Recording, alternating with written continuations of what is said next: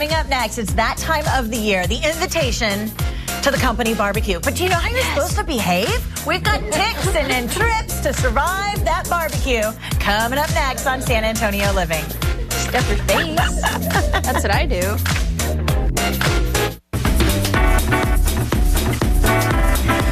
Welcome back to San Antonio Living. Summertime means a company picnic, outdoors, lots of messy food. Anytime you're around work people, you got to make sure that you're acting and behaving properly. And so Diane Gottsman is our etiquette expert this morning with tips on how to survive the company picnic. It's good to see you. Nice to see you. All right, so this is the company picnic, but it really applies to any sort of workplace gathering. That's right. So think of the company picnic as very similar, the sister to the office holiday party. Oh, okay, it's mandatory. You don't get a choice. You're going. When the boss asks you to the company picnic, you know, that's our first bullet. Don't wait. Okay. Don't look around and say, are you going? Hey, are you going? Oh my gosh, are you going? Well, you want to be the very first to RSVP, not the last. RSVP quickly. Okay, what if you want to get there and then you just kind of show up and then leave? Yeah, well, that's not going to happen. No? I mean, it might happen, but you're going to make some brownie points if you get there and you stay through the meal. Okay. Because you have to make it all the way to the end. Because what you want to do is help set up, help put out the buffet. Oh, you want to be a helper? You do want to be a helper. And then even help break it all down. Okay. What about avoiding the boss? Like, are we supposed to stay clear of him or her? Oh, or visit all the time? We get so nervous when we see the boss over there, you know, many of us. So you want to make sure to go up to the boss, say hello. Don't use it as an opportunity to talk about what you don't like that's going on at the office. Okay. Don't talk about work. Don't talk shop. Just say hello, reintroduce yourself. If it's a big company, if it's a small company, mingle a few minutes and go. Because you don't want to monopolize. Hi, I'm Shelley from accounting. Remember me? His or her time. And you know what? I don't like my window.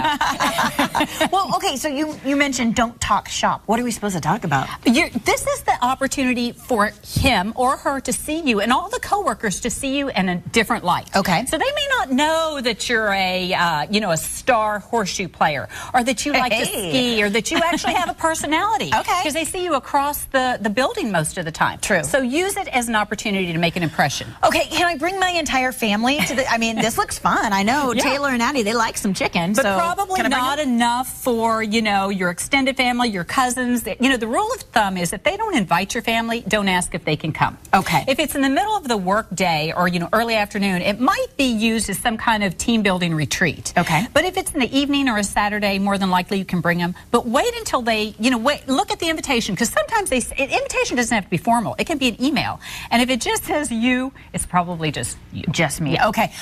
Free beer at the company picnic. Right. Yeah. But you're not going to drink too much. Okay. Yes, you have to watch your liquor intake all the time, because you are still at a company event. Okay.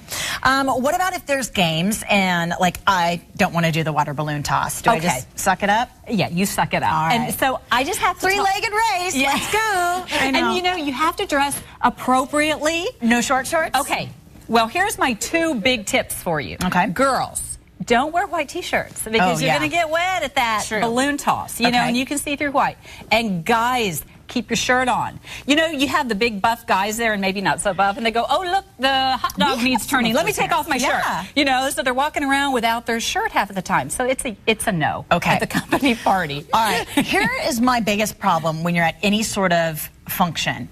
I can't eat in public because I spill, I get it everywhere, I start to get nervous. So what do you do with all of this stuff? We always get these questions. This is a prime time to ask. Okay. So listen, you've got a little plate here. Ribs are finger food. Okay. So you can pick up that rib if you want. I'm not going to force you, but you do a fork? You can't use a fork? No, you don't want to use a fork. You want to dig right in. While you're... This is how I would do it. Just let's see. Because I hate eating in public, so I'd be like this. Like delicious. The cartoon. Oh, that was real good. How do you eat it? What if you get food in your mouth? But you know what? You don't have to put it in your mouth. There you go. Okay. You don't want go bar right there. Okay. Oh, it's delicious. And your pinkies would stay down. So Oh, here. Wait, can I lick my fingers? You can lick your fingers. It's a barbecue. Okay. And so watermelon, you know how to eat watermelon? I have no idea. The commonly asked question is, what do you do with the seeds? You know, we know how to eat watermelon. We pick it up with by the rind. I just swallow them. Oh, no. I'll just swallow them. You're going to have digestion problems, probably. Just so saying. what do you do? Do you pick them out? No, like don't pick them out. No. You take a bite. You get the seed in your mouth. Okay, if you get the seed in your mouth. Oh, then I put it in my paper? No. Index finger and thumb. Okay, you remove it with your index finger and thumb. Don't, cross the way. Okay. Just index finger and thumb, put it down. How in the world are you supposed to eat this at the barbecue? You know what? I don't like people to put corn on the cob out because it gets stuck in your teeth. It does. I love it. But either have cream corn, This is how Shelly would do it. Shelly is not even, she's going to skip it. Just skip it. Okay, and how about a deviled egg? One bite or two? One bite or two? Two. Two? Okay, so two. Oh, Lord, look at this Let's mess. try it. Do it. Do it.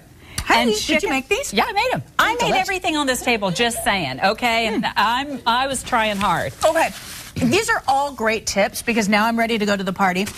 You also have something very cool hitting stands next month. Tell me about your article. All right. Well, I am in Real Simple magazine. I am one of a wonderful panel of experts on all things etiquette. Okay. Do we have time for our trivia question from Real Simple? All right. This is according to Real Simple magazine. If you've been stung by a bee, what can you use to take out the stinger? Do you use a credit card? Do you use a needle? Or do you use a spoon? A spoon?